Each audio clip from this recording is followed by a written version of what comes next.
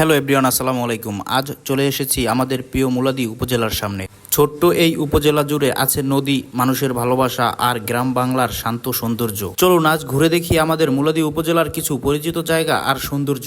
রেন্ডিতলা থেকে ভ্যানে করে রওনা দিলাম আমাদের প্রিয় মুলাদী শহরের দিকে। পথে চোখে পড়ল মুলাদী কেন্দ্রীয় ঈদগাহ ময়দান, যেখানে ঈদের দিনে হাজারো মানুষের মিলন মেলা বসে। ঈদগাহ ময়দানের পাশেই রয়েছে ঐতিহ্যবাহী পুরাতন টলার ঘাট। একসময় এই ঘাট দিয়েই মানুষের যাতায়াত আর ব্যবসা বাণিজ্যর ব্যস্ততা চলতো সারাদিন। এটাই হচ্ছে সেই পুরাতন বনফুল মোড়। রেস্টুরেন্টটা এখন আর নেই, কিন্তু বনফুল নামটা এখনো মানুষের মুখে মুখে বেঁচে আছে। মুলাদীর কামারপট্টিতে এখনো আগুন আর হাতুড়ির শব্দে তৈরি হচ্ছে দা বটি।